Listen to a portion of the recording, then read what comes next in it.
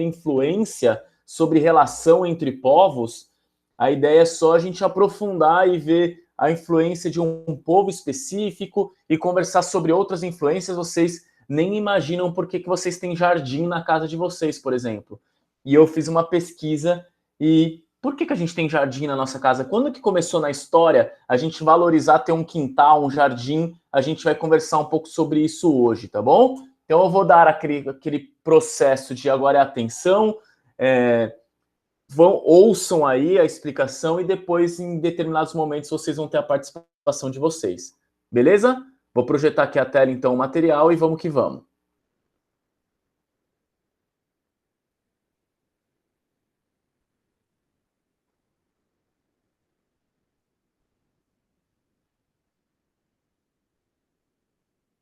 E não percam a aula de amanhã, hein, gente? Amanhã é a aula das criações das histórias malucas. Não percam, chamem amigos e vamos lá. Ô, Arthur, por favor, pode largar o cachorrinho ou o gatinho, não estou vendo direito. Pega o seu material que é para a gente se concentrar na aula agora, tá bom? Beleza, vamos nessa. Gente, o material que eu mandei para vocês, então, é sobre povos, né? A troca culturais entre povos. Na verdade, é o mesmo assunto que a gente já está conversando, né? A influência, a troca entre culturas. E eu já vou até daqui a pouco querer ouvir um pouco vocês, mas vamos só ver aqui o que é que esse material traz para a gente de influência. Ele começa aqui com a influência, comentando da influência que a gente tem na abóbora, amendoim, milho, mandioca, tudo falando que é essa culinária, isso que está nos pratos, nos pratos e no lanchinho, né? Quando você vai tomar ali uma cervejinha, os pais comem com amendoim, ou você vai comer um milho na tarde, comer uma pipoca, mandioca, são pratos que todos nós comemos e só comemos porque a gente teve a influência dos povos indígenas na nossa cultura. Esses alimentos não eram alimentos dos imigrantes que vieram para cá. Foram alimentos que foram introduzidos na cultura do brasileiro por influência dos povos indígenas. E aí a gente tem aqui essa imagem que o material traz e uma pergunta que se faz aqui, e eu acho que eu até entendo por que o autor, a autora, ou autores fizeram sobre esse material. Então, observem a imagem, e a pergunta que foi feita aqui foi: o que você vê na imagem, né? Homens plantando mandioca, mulheres plantando mandioca, mulheres colhendo ou homens colhendo mandioca? Então, coloca no chat aí o que você vê. Homem plantando, colhendo, mulher, é homem. Coloca no chat aí e fala para mim o que é que você percebe nessa imagem dessas 4 possibilidades aqui, ó. Mulher colhendo mandioca, o Arthur comentou. Ô, Arthur, eu gostaria de parabenizar você, Arthur, na sua escrita digital. Você tem um capricho muito grande, assim, é muito legal ver o seu cuidado em escrever com dedicação cada palavra, a formação dos seus textos quando você me manda e-mail. Então, talvez é uma coisa que eu nunca te elogiei, e de fato você é muito cuidadoso na forma de escrever aí os textos. Parabéns, tá, Arthur? Beleza, então a gente Obrigada. Vê aí, que é isso, Arthur. A gente vê, o pessoal já comentou, é exatamente isso. A gente vê aqui, ó, na imagem, aqui, aqui não vai dar para fazer o desenho. A gente vê aqui as mulheres, ó, as mulheres colhendo a mandioca, aqui também, ó, carregando algo, aí já não sei se é mandioca ou alguma outra coisa, e nós vemos os homens aqui com a madeira, carregando madeira, né, cortando aqui a madeira, e é muito legal ver a desproporção desse desenho, gente. Isso aqui no meio está representando a tribo, a cerca e as ocas. Olha o tamanho desses índios comparado com... Porque eu pensei, nossa, não tem tamanho para esse caso. É isso, tá bem desproporcional, não tem proporção, né? Parece como se a tribo fosse de brinquedo, mas não, só para representar mesmo aí. Aqui o Pedro está colocando indígenas colhendo e plantando pessoas mortas. Por que isso? Por que você pensou em pessoas mortas, Pedro? Tem cruz pra ali. É porque ali tem uma cruz. Gente, deixa eu ouvir o Pedro. Deixa eu ouvir o Pedro. Entendi, tá certo. Bem, boa E ali observação. saiu errado, Colherne. Não, tranquilo. Boa observação aí a questão de eu ter visto a cruz, né? O que se assemelha a uma cruz. Tem que ver que essa ilustração é de 1700, né? Então é do Hans Staden. Esse cara ele foi preso por indígenas, esse Hans Staden que fez essa ilustração. E em 1700 a gente já tinha a influência da Igreja Católica aqui no Brasil, né? Muito legal aí, o Pedro notou a cruz. Ele foi morto por indígenas? Não, ele não foi morto porque se ele tivesse sido morto a gente não ia ter a história dele contada, né? Ele ficou vivo e porque ele ficou vivo a gente tem a história. Porque se ele morresse ele não ia ter vida para contar, né? Mas por que eles capturaram ele? Tem um livro, B, que é, se não me engano, chama As Aventuras de Hans Staden. Procura aí no Google, Hans Staden, olha o nome dele, e o nome do livro, se não me engano, é As Aventuras de Hans Staden. Ele era um pesquisador, B, e ele foi ter relação com essas tribos indígenas, e em determinado momento ele foi pego por uma dessas tribos. E o que é muito legal da história, B, desliga o áudio aí, por favor, B. O que é muito legal dessa história, gente, do Hans Staden, é que essa tribo, a gente sabe que tem canibalismo, que tinha canibalismo nas tribos indígenas, por causa do Hans Staden. Eles iam comer o Hans Staden. O Hans Staden ia ser devorado. Só que o Hans Staden começou a chorar. E porque ele chorou, não comeram ele. Porque a ideia de comer alguém era você pegar a força da pessoa para você. O Hans Staden não sabia disso. Dependendo da situação de guerra e de conflito, era até uma honra você ser comido por quem venceu de você.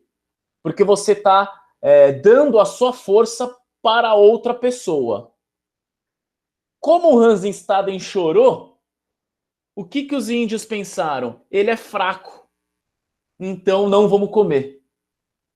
Olha que interessante, o cara chorou e foi salvo por causa disso. Porque os índios não queriam a fraqueza do Hans Staden. Se ele não chorasse e demonstrasse força, aí sim iam comer ele. Iam comer.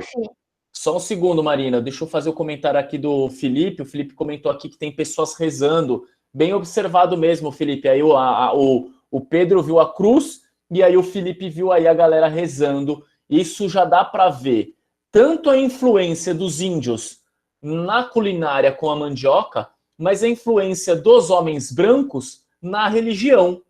Os índios tupinambás aqui já têm a influência da religião cristã que veio para o Brasil. Fala, Marina.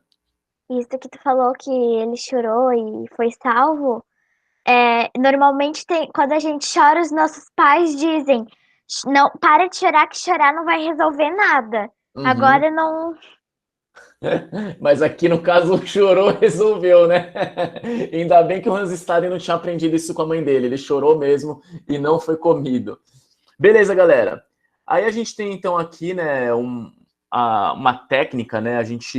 Tudo bem, os indígenas plantavam, mas eles não tinham o que os homens brancos tinham, que era a tecnologia para acelerar o processo na produção da farinha de mandioca. O processo feito pelos indígenas era diferente desse processo que os homens brancos trouxeram, com as máquinas, com engrenagens, com ferramentas que aceleravam o processo de ralar, de prensar e de torrar a mandioca. E aí fazer a farinha e tudo mais. Então é muito interessante a gente ver a relação, né? Essa imagem de 1650 está mostrando, primeiro, que tem mandioca, que antes não tinha, só que as ferramentas que os europeus trouxeram para cá, que eram utilizadas para outras questões lá, vêm para cá e é utilizada para a mandioca. Eles usavam lá as ferramentas para cana-de-açúcar. Tanto que o Brasil ele é um produtor de cana logo no início da história branca aqui, na história europeia no Brasil, porque já existia essa produção de açúcar lá no Açores, em terras portuguesas, já era uma influência de trazer cana, mas a cana não tinha aqui no Brasil. A cana foi uma novidade. O que tinha aqui? Mandioca. Então, olha a mistura das relações e olha que interessante tudo isso daí. Deixa eu ver aqui, professor, parece que os indígenas estavam construindo. Pode ser, Joaquim, pode ser mesmo. Beleza, vamos para frente aqui. Então, tem aqui 3 processos, aí era para você ver a ordem que você imagina que é cada um desses processos. E a ordem é primeiro ralar a mandioca, né? Você pega a mandioca, arranca ela, rala, e tinha uma máquina só para ralar. Depois a outra é a prensar, você prensava essa mandioca ralada e para que assim você retira o líquido da mandioca, tira o excesso do líquido, e por último você torra a mandioca, e assa a mandioca para a gente ter a farinha dela, né? Muito utilizada na culinária, gente. Ela é a base da culinária, que nem o nosso arroz e feijão. Fala aí, Marina. Não tá vindo o áudio, Marina. Gente, Marina, acho que você vai ter que sair e entrar, Marina, porque não tá vindo o áudio.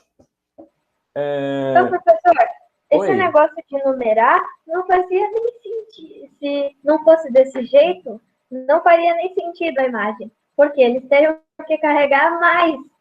Porque, olha só, primeiro tem a relação ali, tá? Primeiro. Aí depois tem a prensagem e depois tem a torração. Se fosse, tipo, a ralação, depois a torração, eles iam ter que andar mais. Mas olha uma coisa que você observou, que na imagem já mostra uma sequência de produção, né? Uma coisa, depois vem para outra, já mostrando rapidinho, Marina, já mostrando aí a inteligência por trás dessa estrutura, dessa casa, dessa mini fábrica de farinha. Os índios não tinham mini fábrica de farinha. Agora, com a influência dos portugueses, a gente consegue aumentar a produção de farinha. Fala aí, Marina. Tem até livro eu pesquisei aqui no Google do livro do Hans Staden. Tem até um livro que do Monteiro Lobato falando dele. Isso, ele ficou muito conhecido. As histórias do Hans Staden ficaram muito conhecidas, né, no Brasil por ele ter passado por essa aventura, meu. Pensa, o cara ia ser comido vivo e consegue escapar, é um negócio incrível, gente. E só porque ele chorou, né? Porque ele chorou, meu. Chorar às vezes faz bem, hein? Tem a expressão popular, quem não chora não mama. A minha avó, quando às vezes eu tô chateada, chora, assim, e a minha avó às vezes fala, chora que vai melhorar. Chora. Chora que faz bem. Só não chora de manha, né? Só não chora de ficar fazendo manha, fazendo vídeo. Prof. Minha mãe fala, chora, bota isso tudo aí. pra fora. Fala aí, Pedrão. Prof. Oi. Chora que faz bem pra alma e coração. Ah, coisa boa. Aí sim, vocês estão muito poéticos. Mas professor, posso falar uma frase também? Pode, gente. Vocês podem escrever no chat também pra gente não ficar cortando um ao outro aqui. Mas fala aí, Farias. Eu pensei assim, olha, a mãe lá do Hans Estado, assim, e ele quase sendo comendo, aí ela falando, chora, que faz aí, chora. Aí ele... Aí a mãe dele, chora senão você vai morrer, se você morrer eu te mato. Aí ele morre por causa do que ele chorou. Se ele não morrer também, ela mata ele por se envolver com gente doida. Gente, vamos aí, vamos pra frente, gente. Vamos aí. De qualquer jeito ele vai tomar porrada. Eu imaginei assim, chora, que vai ter mais rio. É isso aí, vai ter um rio de vida por causa das suas lágrimas caídas. Que nem o da Alice. Nem o da Alice.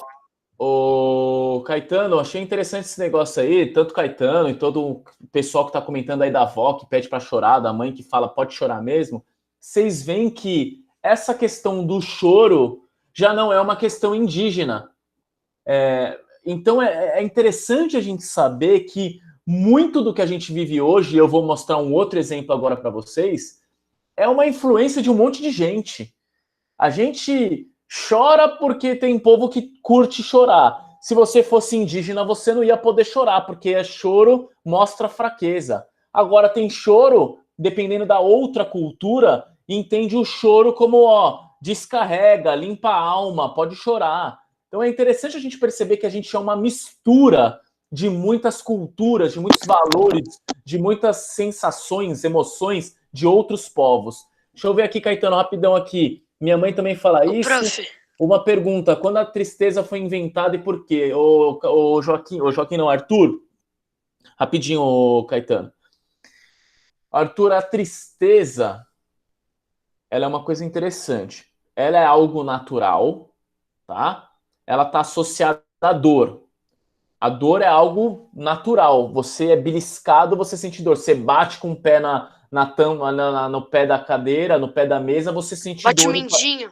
e fala um palavrão, né? Quem não fala palavrão quando bate o pé no pé da mesa, você é muito forte. Parabéns. Eu Gente, falo.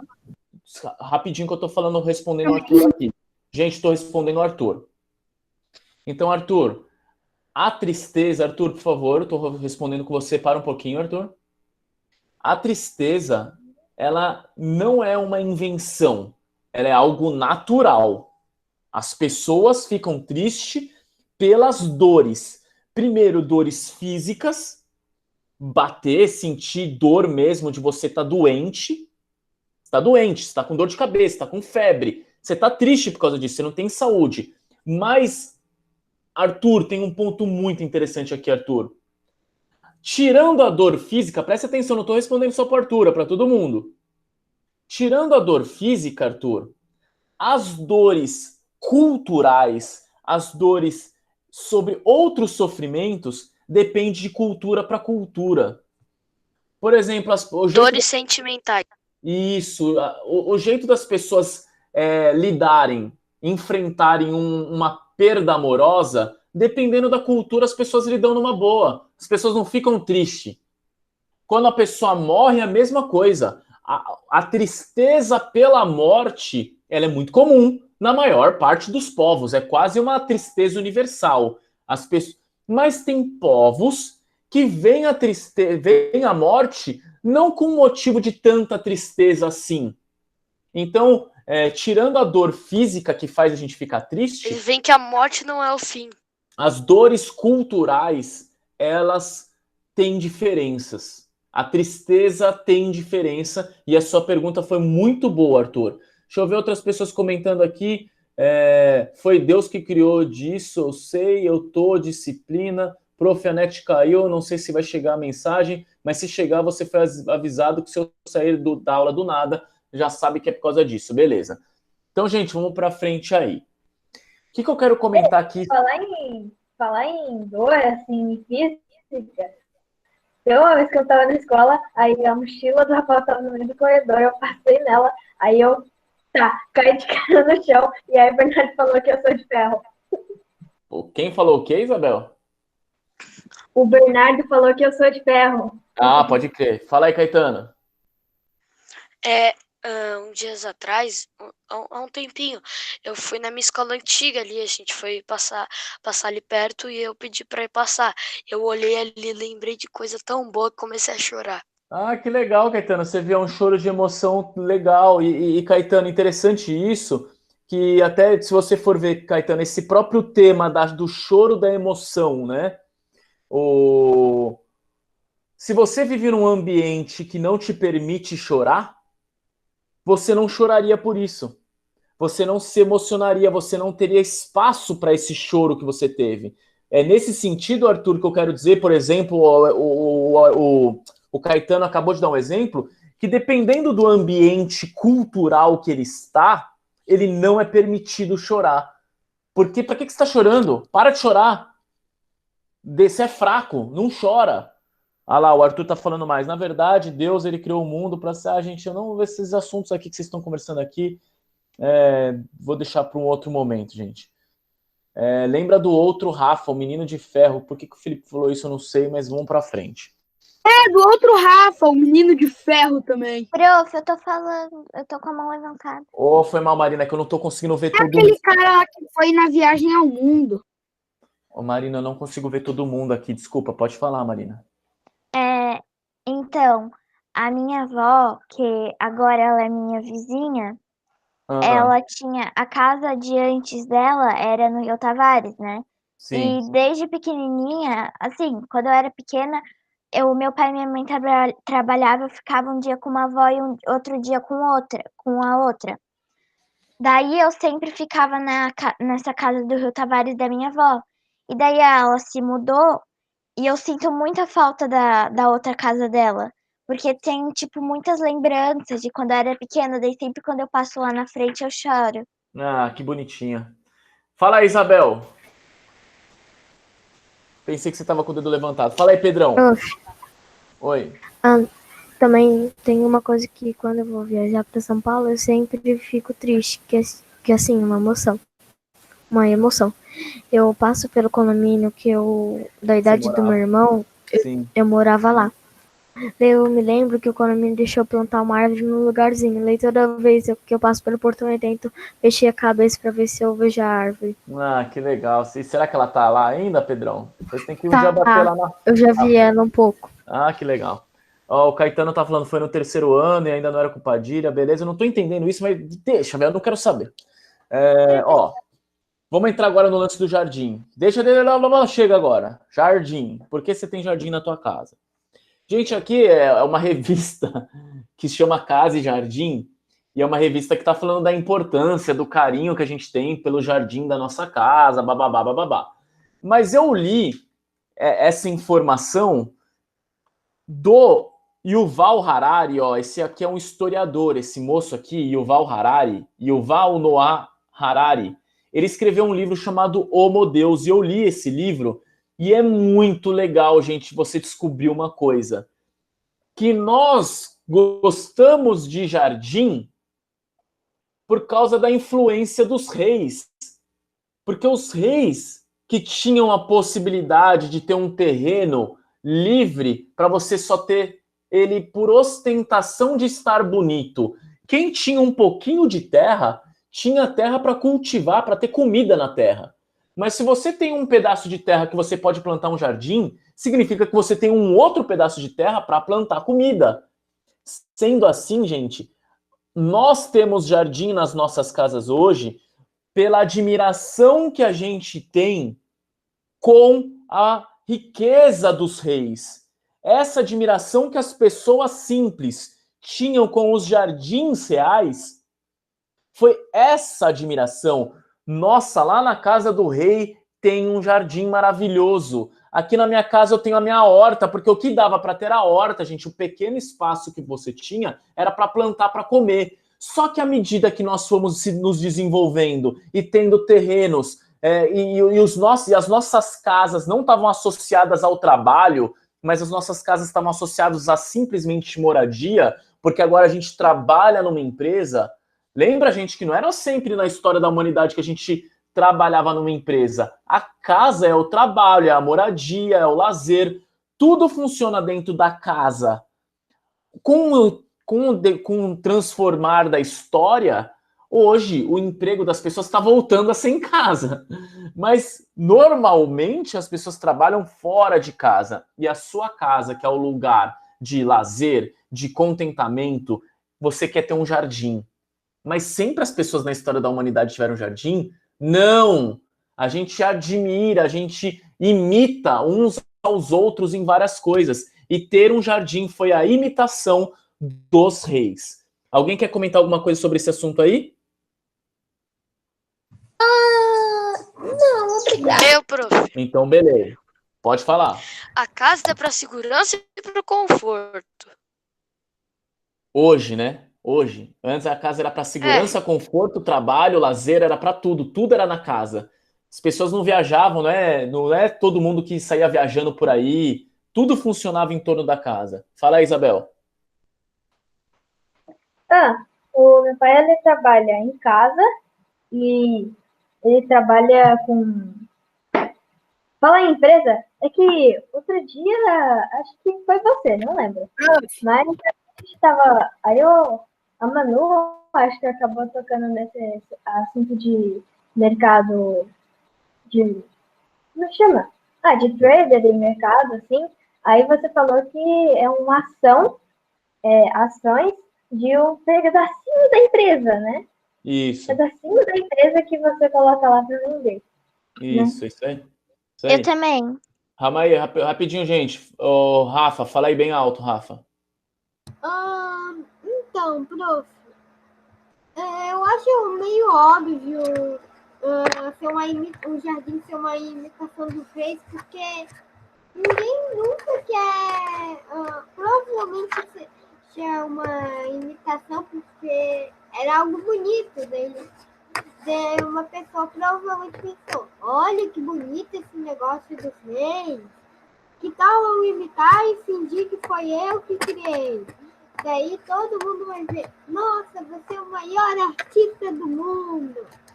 Provavelmente foi assim que aconteceu. Entendi. Legal, Rafa. Fala aí, Marina. Então, aqui em casa a gente também tem um jardim. Assim, não é muito um jardim, assim, porque, né? Mas, assim, a gente tem bastante plantação aqui, porque por questão de comida e por, tipo, ficar bonitinho, assim. A minha mãe tem uma horta só com legumes e verdes, e daí ao longo do terreno tem um monte de fruta, bergamota, laranja, limão, mamão, qualquer tipo de fruta que tu possa imaginar. Legal. Então, só para você... Ô, prof, Oi. minha avó, a gente pode descer lá embaixo no rio, pescar, dá pra colher cacau, dá pra fazer um monte de coisa. Tem até outra coisa que eu não lembro, tem um monte de coisa lá. Que gostoso, lá na Bahia, lá, né? Professor, Fala aí, Clara. Aqui também tem um monte de coisa também. Aqui tem, como é que fala? Tem tangerina, tem limão, tem um monte de árvore assim com fruta ao longo da rua aqui. Gostoso. Fala aí, Clara. Eu só queria perguntar, da onde é que os reis e rainhas, né, tiveram essa ideia de jardim? Então, Clara, quando você tinha um jardim, isso era uma forma de mostrar poder. Você está mostrando poder para outro rei de outro lugar.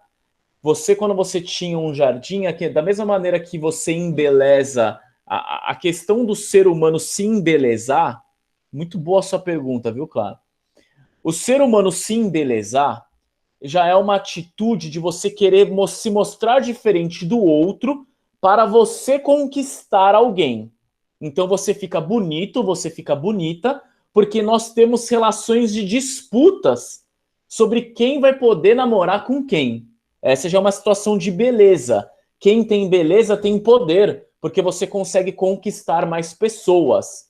Certo, Clara? Isso é o corpo humano. Então a gente faz o ser humano, por instinto, nós já nos embelezávamos que nem o pavão quando ele quer abrir as asas. A gente também foi encontrando meios de embelezamento. E esses meios são os mais diversos. Ótimo.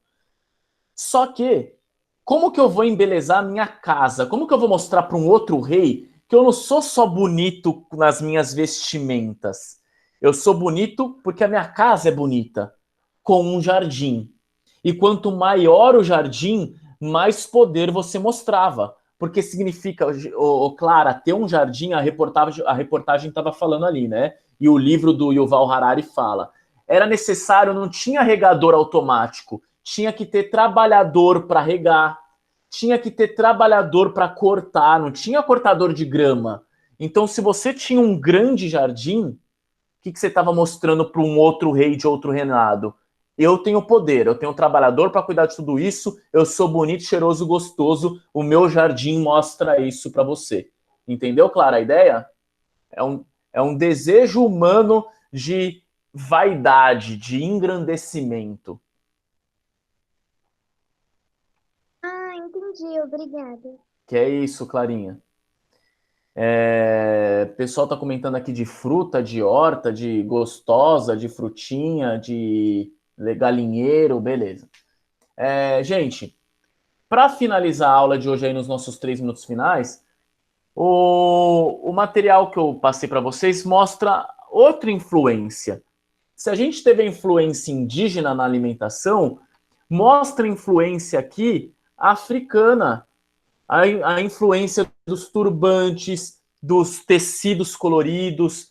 Olha aqui uma mulher da costa ocidental africana, em 1892, e aí vocês com certeza já viram essa esse tipo de roupa no dia a dia de vocês. Então, a influência não é só na comida, não é só na fábrica que consegue produzir mandioca. A influência também é na roupa. A influência que um povo exerce sobre outro, ela é múltipla. Ela está em todos os cantos e nesse processo de imitação a gente vai pegando um pouquinho daqui, um pouquinho dali, e a gente tem mais uma vez aqui esse manto, né? Tem um nome esse manto aqui. Como que é o nome aqui? Deixa eu ver, tá no texto aqui, o nome dessa roupa. É o pano da costa. Porque, enfim, parece que ele veio de regiões de países do continente africano, como Costa do Marfim, Gana, Nigéria, Congo, são países africanos, tá? E parece que, então, como tinha costume das mulheres africanas utilizarem esse acessório, que é esse chale e tudo mais, recebeu o nome de pano da costa. Tá? Então, eu tinha um exercício aqui para você grifar o que é o pano da costa, que é uma espécie de chale, como que usa. Pode ver o quanto esse pano ele começou a ser utilizado também na maternidade. Né? Muito louco, né? A maternidade utilizar as mulheres que carregam os seus filhos, tudo enrolado assim. Vocês devem ter foto com a mãe de vocês, pequenininho, ela enrolada com os panos e você ali, todo empacotadinho, que era um desses panos utilizados aí para outros fins que não só embelezamento, mas o fim prático de carregar alguém. Beleza, gente, então tinha mais uma vez a influência de outros povos, aqui a influência dos povos do continente africano, e aí vocês têm aí um material com algumas atividades para fazer para quinta-feira. Fechou, gente? Então façam os exercícios que tem aí no planejamento. Quinta-feira a gente corrige. Tchau. Beijo no coração aí. Tchau, tchau. Tchau, Pro. Tchau! Tchau. Tchau, prof. Tchau, tchau, tchau, tchau.